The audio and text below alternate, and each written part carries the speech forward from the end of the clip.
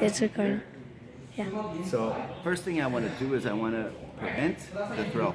How do I prevent the throw? Prevent the head and arm throw by not letting him touch my head. So he comes, he grabs my head. First thing I do, I grab his wrist right here. I grab his wrist right here. And I wipe it. He grabs my head. I wipe it and I circle away. Right here we're wrestling. We're wrestling. He grabs my head. Grabs my head. I wipe it, circle away, circle away. So I'm grabbing his wrist, I'm wiping it like that. Grab the wrist, throw it my head, wipe it. Once I get more confident, then I can take his wrist, I can pin it against his hip, and that opens his leg for me. Yeah. So another thing I can do, I can wipe it, jam it here like this, and that also opens the leg for me. Yeah. Another way to wipe it, he has a collar tie again. So see the point of his elbow right there? Right here? He has a collar tie on me. I'm going to punch or pop with the shoulder, with the elbow right there. That's going to clear the collar. Clear the collar tie on me, right here.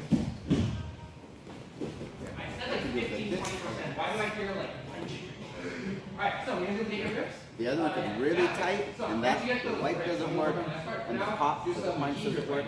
Then what I'm going to do is grab his elbow, pull it and tape to my chest. Outside step, leave, my hip comes here, and I take him like that. So he puts a collar tie on me. Super, super tight, super tight. I can't clear it, I can't wipe it. Grab her elbow, pull it in really tight to me. Outside step, weave my head here. Then I get him like that. So that's prevention.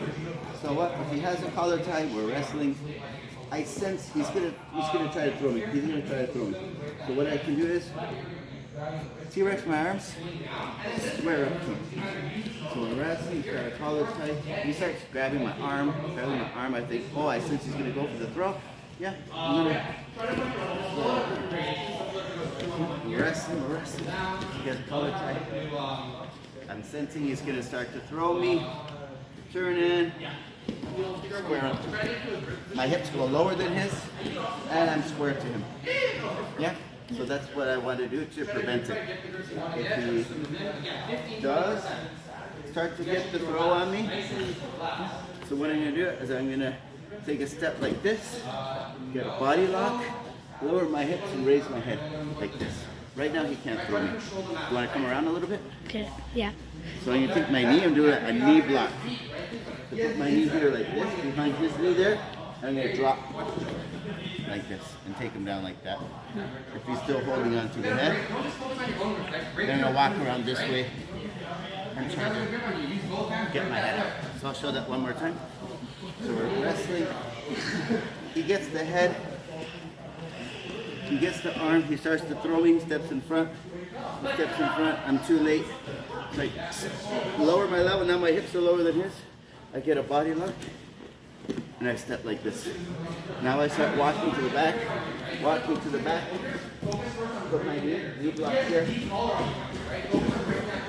and I get the head lock out. One other thing I can do is,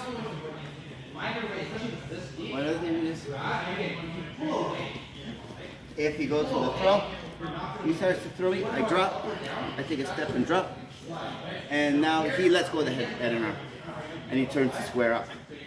I now have a underhook, I can run my knee tap. Yeah? Because if I'm behind him like this, he can't throw me. If I'm square with him like this, he can't throw me. My hips are lower than his, then he can't throw me. He's going to throw, I step, lower myself like this. There's my body lock. Now I see what is he going to do? Is he going to hold on to the head? If he holds on to the head, then you start stepping out behind. And then behind I can't throw me. Knee block. Or if he lets go of the head, then I come around and square up with the he lets go of the headlock. Now I have my underhook. He turns the square to me. I'll bring this leg front. Knee tap. So just to recap, my hips square, he can't throw me. I'm behind him, he can't throw me. My hips lower than his, he can't throw me. He tries, I step, squat, now he can't throw me.